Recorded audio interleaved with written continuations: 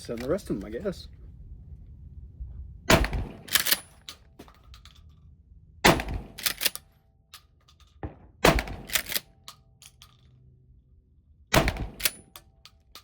Alright guys, Murph and Leia are here. And today, we're going to be doing a little revisit video on this. My Maverick 88 truck gun project, chambered in 12 gauge. Now, as I just mentioned, this has been previously reviewed on the channel. So if you're looking for all of the nitty gritty of all the features and why it is that I chose what it is that I chose and all that kind of stuff, go ahead and check out the link in the description to the original review video. What we're going to be going over today is just going to be changes that I've made, changes that I've considered, and how the gun has been performing in the time that I've had it. What type of experiences that I've had with it. Is it still something that I consider to be viable, or is it something that I'm planning on getting rid of? So that's what we're going to talk about here today. Now, also, we're going to go over some stuff out of the comment section. A couple people mentioned in the comment section on the original video, because I do state that this is my 50 state legal truck gun option, which if you're interested in my concept on truck guns, go ahead and check out the link in the description to that video. A couple people pointed out to me that in states like New Jersey, this gun having an adjustable length of stock, or adjustable length of pull on the stock, would not be legal for carry. However, I would be able to transport it in my vehicle unloaded and separated, unloaded with ammunition and firearms separated. That is why, and I mentioned this in the comment section as well, but this is going to be a little bit of like a rabbit hole here. So if you guys are wanting to get back on track with what all's going on with this particular gun and less of the background, comments type thing, go ahead and check the description. I have chapters laid out there. You can go ahead and jump to content that you want to consume. However, anytime you decide to travel with a firearm, you have to be aware of the laws for every state and many of the municipalities that you're moving through as you conduct your travel. So if you're going from, Colorado to Texas and all that kind of stuff, you have to know all the laws in between those two areas, your destination and where it is that you're coming back to, in order to make sure that you're above board with the law. So that comes down to things like concealed carry as well. Does your concealed carry license have reciprocity with states that you're moving through? If you're in a constitutional carry state right now and you're going to a state that is not constitutional carry, what do they recognize? Do they allow you to keep a loaded gun in the car, but not necessarily on your body? Do they allow you to open carry instead of concealed carry? What are the rules and all that kind of stuff? When it comes to transporting a long gun, you need to be aware of what state regulations state on that. So in some states, you cannot, they have no restriction on the carrying of any weapon. Other states will not allow you to carry a long gun loaded, but loaded may mean two different things. Loaded could mean a round in the chamber, or loaded could just mean a loaded magazine inserted into the gun, or a gun containing a loaded magazine tube, in the case of a shotgun. Other states, let's say that you're traveling to a state like California that does not allow their citizens to have modern tactical semi-automatic rifles unless they're California compliant, which is, neutered and all that kind of stuff. They may not necessarily let a state citizen have that. However, if you're an out-of-state visitor, you may not necessarily be constricted by those laws, but you may still have to conform to their carry standards. So California, in this case, does not allow the transport of loaded long guns. So they have to be, just like in New Jersey, they have to be unloaded and separated in locked containers from each other, the ammunition and the firearm. But you can still possess, seeing as you are not a state resident. And you're not intending on staying in the state long term or anything along those types of lines. You have to be familiar with these laws so you know how best to interact with these types of things. But there's also a couple other things that you have to keep in mind. And really, this type of thing could be a video all on its own. But just because you're right, just because you did the research to know that you were correct, does not mean that everyone else understands that. And, the average passerby, okay, yeah, whatever. However, if you wind up interacting with police and the police are not as knowledgeable in this case as to what you can and can't do because they're cops, not lawyers, then you've got to start figuring out what lines are about to be crossed. So, of course, you need to be aware of laws and stuff like that, because if we want to claim that we're not the problem because we're law-abiding gun owners, we have to understand the laws regardless of whether or not we agree with them. But also, you have to understand that you're probably not going to win that argument with that police officer. And if the situation goes on long enough, things could get really bad really fast. There are plenty of videos out there of people getting shot, legal concealed carry license holders getting shot by police. There's also plenty of circumstances out there where the police have people doing the hokey pokey with a whole bunch of crazy commands and still wind up shooting them. All because a firearm or the potential of a firearm was involved. You also need to know as you go through these states, do I have to declare the fact that I have firearms on me to a police officer in the case of a traffic stop or car accident or whatever it is that it may be? Guys, I've had lots of interactions with police while armed, be it firearms or knives and stuff like that. I've wound up in handcuffs before. But I've always gotten my weapons back. I've never wound up with any weapons-related charges, regardless of what it is that happened during the process of that traffic stop and all those types of things. I have been incredibly lucky. There are plenty of instances out there where people have not been. So if you're going to transport a firearm, if you're going to transport a long gun, if you're going to conceal carry across state borders and all that kind of stuff, it is up to you to know what you can and can't do, and it's also up to you to know when to stop arguing. And when it is that you're going to have to take the L, you're going to get slapped into some handcuffs, you might spend a night in jail before you can get a hold of a lawyer who can go into the court and show them why you have been wronged. That is how the legal system works. It doesn't matter if you're right in the moment. If a cop decides that you're going down to the station, you're probably going down to the station. Is that fair? Is that right? No. But look at it from a police officer's standpoint as well. They're just trying to make it through their shift alive. And while that does not give them the right to be douches, that does not give them the right to kill people indiscriminately, it does give them a right to handle the situation as best they understand it in the moment. And that's all we're talking about here are moments. Don't either wander into some sort of illegality, illegal activity, nor get yourself hemmed up over something just because you wanted to be proven right in the moment. Let it go. This is a case of discretion is the better part of valor. In addition to that, you could have very well wandered into some sort of legal precedent that you did not understand to begin with if you didn't do your research properly. Places like Richmond, Virginia have slightly different laws than the rest of Virginia. I found that out when I did a business trip in Virginia. You don't want to find that out the wrong way. You want to do your research beforehand and make sure that you're aware of the intricacies as you negotiate a state. All right, enough about that. Let's go ahead and get into this shotgun. How do I feel about these things? What are some changes that I would like to make? Okay, well, something I mentioned in the original video was the sling swivel. This is, I forgot the manufacturer, Trinity Arms. There we go. This is a Trinity Arms sling swivel, which is set up for both QD mounts and HK sling loops, which you guys can see here. I'm running the QD mount. I mentioned in that video that this looks like a snag point, which it does still look like a snag point, and I stated that I would Dremel this off the moment it became an inconvenience. However, at this point, it has not been an inconvenience, so I have not had Dremel go burr. At some point, I would like to swap this out and kind of like get rid of this entirely because I really don't care for this company nor their products, but for the moment, it has not caused me an issue. Now, as we can see, I am still running the modified grip pod on this pump here with the Picatinny rail across the bottom. At some point, I will trade this out for a dedicated pistol grip shaped forend. However, for the moment, this has been working just fine. This has not held me back. It's not caused me any discomfort.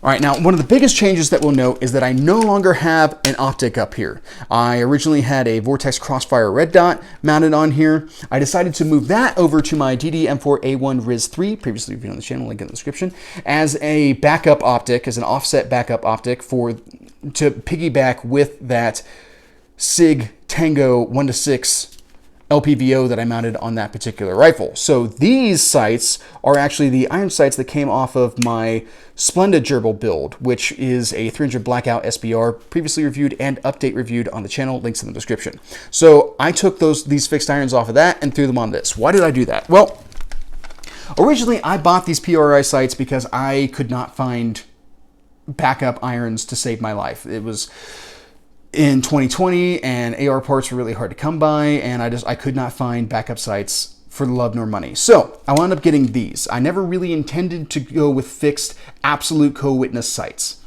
And I ran them for a little while and they didn't bug me, but they slowly began to grind on me. And the biggest issue was that my reticle in my red dot was way too busy. So I had my dot and then I had, the front and rear sight absolute co-witnessing with the dot. It didn't keep me from finding the dot, but it did change my relationship with the dot because I had to look through a bunch of stuff in order to be able to superimpose my dot on the target. And that was getting really old. It was getting really annoying. So I wound up taking those off of that rifle, replacing those with flip-up irons because we're in a different time period now where I can actually find iron sights again, and decided that, you know, a discussion of absolute versus lower 1/3 is a topic for another time. It's really not one that people necessarily even seem to have anymore. I remember that being a big topic of discussion a few years ago. However, I do think, while I'm not necessarily in love with fixed iron sights, I do think I would give fixed iron sights another shot on a lower 1/3 co-witness. But when it comes to absolute co-witness, I would just as soon put fixed iron sights on something like a tactical shotgun. It's not that there are plenty of tactical shotguns out on the market that come with rifle sights already mounted on them. I decided to give that a try on this particular setup. Now, this rear sight does have two apertures, a very wide aperture and then a very narrow aperture. I keep it on the wide aperture because this is a close range gun. If I'm using those sights, I want to pick them up very rapidly. Now, these do sit kind of high, so we can see how that kind of changes my cheek weld. But they're not too bad. I'm still evaluating them. They might disappear off of this gun. They might not. We'll see in the future. All right, let's talk about this buttstock. Now, originally, I had some complaints about the buttstock when I was running it in a little bit closer to the gun because I do like a very short length of pull on shotguns. I like them to be very whippy, very fast to the shoulder and all that kind of stuff. However, shooting the gun with the stock collapsed in that far would cause this portion here, to pop me in the face. So, of course, that's not very comfortable. So I extended the stock a little bit, which has increased the length of pull, which I don't love, if I'm being completely honest. I would rather this be a little bit shorter, but I also don't want to get punched in the nose. So a little bit longer it is. Now, in addition to that, sometimes this portion of the hinge mechanism kind of abrades my hand, especially if I'm shooting heavy loads and stuff like that. It's a little bit uncomfortable on the hand itself. However, here recently, whenever I'm shooting like rapid drills and stuff like that, I really don't notice it. So I don't necessarily consider it to be that big of a detriment. I actually fished out the original synthetic stock to put back on this gun and take this off of here. But I did some more shooting and decided it's not as big of a concern to me as it might have been at first. We'll see how that goes over time. I still have the stock fished out just in case I change my mind. Now, something else I complained about the stock with this pistol grip was that it was making it difficult to be able to get to the slide release right here. I actually finally dremeled that out a little bit in order to be able to give myself more space. So now this is very easy to access. Now, one complaint I still have about the setup is that I have to like take all of this stuff off in order to be able to completely disassemble the gun. So I have to remove the stock in order to be able to drop the trigger mechanism because of the pistol grip exists. And then if I want to remove the barrel, I have to remove this shroud. I have not cleaned this gun fully in years. Like, I had not for a little while prior to the original review on this gun, and I have not since the original review of this gun. So this gun has not been cleaned in years. We'll talk about that more once we get into shooting. Now, one thing that I will say for this butt pad and trying to get it up to the shoulder, with this being a longer length of pull, it does have a tendency, like it did it just there, with this being such a sticky rubber butt pad, like it definitely grabs. And it kind of grabbed my arm a little bit, and I grabbed at my shirt as I came by and made it a little bit difficult to be able to get onto the gun. However, I still like this butt pad because it is very nice when it comes to recoil, especially with heavy hitting loads and stuff like that. All right, guys, that's a features discussion. How does it shoot? Or how has it been shooting, I guess I should say.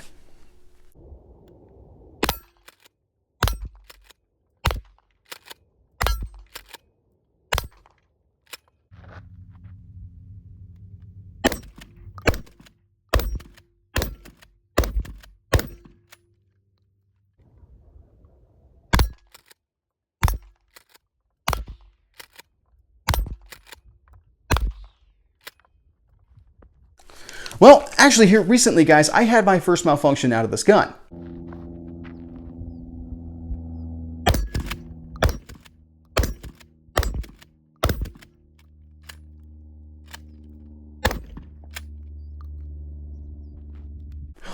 Does that mean that I need to go and clean it right now? No, more than likely, I just short-shucked it, which happens sometimes. As much as everyone likes to say that manually operated systems are like inherently more reliable, they aren't. It just changes where the failure point is. In a semi-automatic system, our concern becomes the ammunition. Are we generating enough pressure? Are we generating enough energy? Is it, are the system, there's more moving pieces? Are they potentially getting gunked up by like carbon and all that kind of stuff, increasing friction and causing the pieces and parts to not move across each other properly like they're supposed to? In a pump action gun, it's all a matter of the idiot operating it, giving it the full cycle, giving it, functioning it properly in such a manner that allows it to actually cycle like it's supposed to. Now, something that I've run across here recently, and be careful guys, or beware, the audio is about to go a little bit crazy. Something that I've noticed is that when I load this pistol grip, when I pull back into my shoulder, got to turn it off safe. When I pull back into my shoulder, you can see right there, the gun has clicked. However, it's not allowing me to cycle. I have to like take it forward a little bit. And then I'm able to cycle the gun. I don't love that.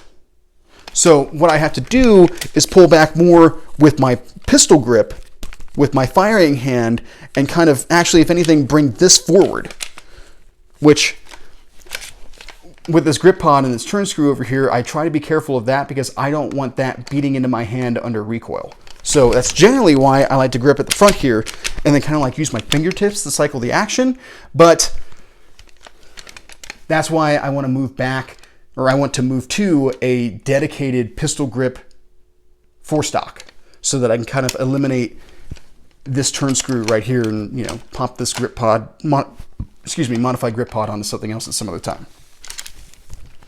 Now, getting onto these sights, it's not the fastest. I have to get a little bit higher cheek weld and all that kind of stuff, but it's a close range gun anyway. If I can at least, see, did it again, scraping it across my shoulder there. If I can at the very least get that round front sight onto the target, I'm pretty close to begin with. So that's not been the worst thing ever. That's kind of some of that like reflexive type shooting stuff that used to be taught whenever it is that we were, we only had iron sights on like M16s and stuff like that. Stacking the front sight post on top of the rear sight in order to be able to rapidly pick up that target. All right, guys, what are my recommendations when it comes to this particular shotgun? Would I recommend this for duty type use in this configuration?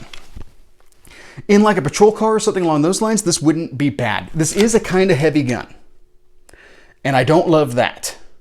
However, if you're just using it as, it's just rolling around in your patrol car and stuff like that, cruiser ready, in order for you to be able to utilize it should the situation arise, this gun would be just fine for that purpose. Pump action shotguns are really hard to mess up. Like, it's a very simple action. That's why you can get relatively inexpensive pump action shotguns that are still good, or at least relatively so. Of course, having like a 590 or something along those lines with an actual metal trigger guard and trigger mechanism would be nice, because there have been reports of some issues with those guns with like a Maverick 88 or a Mossberg 500 being dropped and inducing, breakage or malfunction from the plastic trigger guard and trigger components. But for most people, that's not that big of a concern, and it's pretty niche. Like, you got to be doing some real harsh stuff on a shotgun in order to be able to produce those types of results.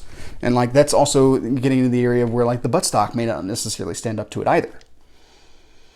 Okay, so for duty use, getting back to the point, yes, absolutely. What about for self-defense, home defense? Well, yes, I would absolutely recommend this type of setup. This is in my truck gun video for a reason. This is a truck gun for me for a reason. So with the light and all that kind of stuff, I'm able to identify targets. I'm able to fight in the dark. I have the ability to carry shells in my little shell card right here. I have, I can make this thing nice and compact in order to be able to fit it into, tighter spaces, vehicle, be able to operate it inside of a home, all that type of stuff. Because unfortunately, whenever it is that we're dealing with non-NFA shotguns, we're stuck with an 18-inch barrel, which does make this rather long. But having the ability to collapse it down changes that overall prospect right there. Okay, so yes, for home defense, self-defense. Well, what about as a competition gun? If you're doing competition for the purpose of training with your equipment, training with your duty and or defensive type stuff, then yeah, absolutely, you know, the world's your oyster. Run this in competition if you want. If you're trying to shoot competition in order to be competitive, I would not recommend a pump action shotgun, let alone this one. So there's something to keep in mind there.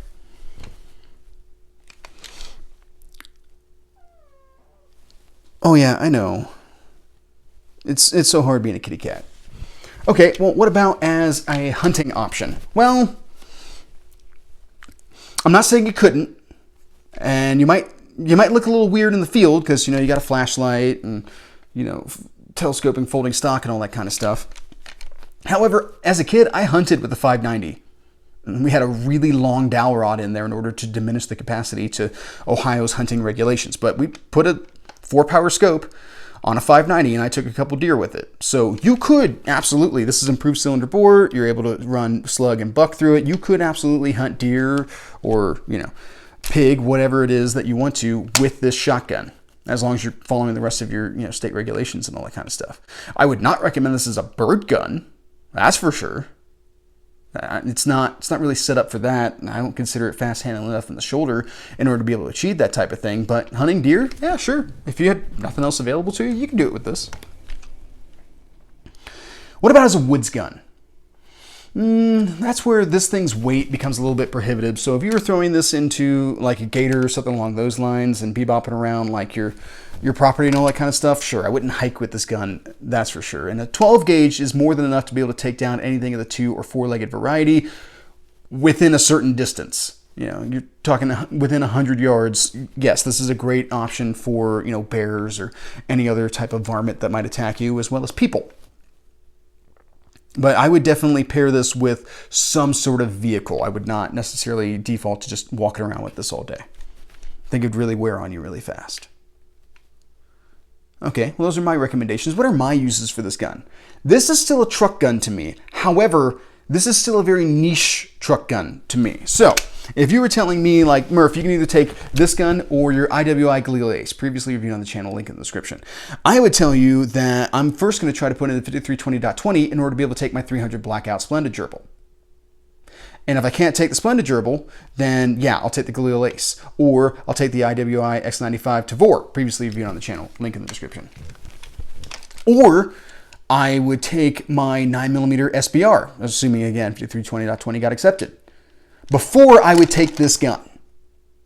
This gun only goes to places where I might run into an issue with the legality of taking a semi-automatic rifle. So yes, even though those states still have provisions that, you know, hey, if you're not a state resident, you're not necessarily caught up under this law, just abide by our transportation laws. That's all well and good. However, I'm not willing to risk it in a discussion with police. I would just as soon avoid that issue and instead carry something that is maybe less threatening in that state to begin with. So, very niche purpose, not at all a default option to me to begin with. Does that mean that I don't like it? Well, no, but it does mean that that's one of the driving factors that keeps this particular stock on here instead of putting the black synthetic stock. Because if I throw the black synthetic stock on here, this gun loses its purpose to me. It is less viable of an option at that point. I might as well be running any other option. So I need this in order to be able to fulfill that state transparency capability that I'm trying to achieve. That's why I need this gun. All right, Murphy, what about competitive options out on the market? Well, there is a version of the Maverick 88 that comes with a top folding stock. So a very thin skeletonized stock that folds over top of the receiver. I've had friends who tried out those stocks and they say they're absolutely terrible. It transfers so much energy into the fire, especially if you're running like actual defensive type loads, buckshot, slugs, let alone if you're getting into like 3-inch shells or something along those lines. So I don't know if I would necessarily recommend that as much as I would say that that would be an option that would be, it would definitely be lighter than this. And if you're in a situation where you're carrying the gun a lot more than you're shooting it, that would be a reasonable assessment to make at that point. Otherwise, there's not a lot of pump action folding stock factory options out of the market. So you would be able to take any Mossberg or Remington 870 and replicate the same type of concept. Winchester Model 1200, so on and so forth. And honestly, you could probably even do it a little bit lighter with some of those other options where you may not necessarily want this rail. I need this rail in order to be able to mount sights on this gun because this gun did not come drilled and tapped for optics. So, and it's become very handy in adding these iron sights where I wouldn't really have that opportunity if I tried to do it with anything else. If I didn't have these present, I wouldn't be able to throw these sights on this gun.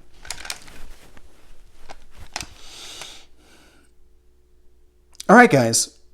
I think that pretty much covers my thoughts on this particular subject. I hope you guys found this interesting. That's pretty much what I got. Have a good day.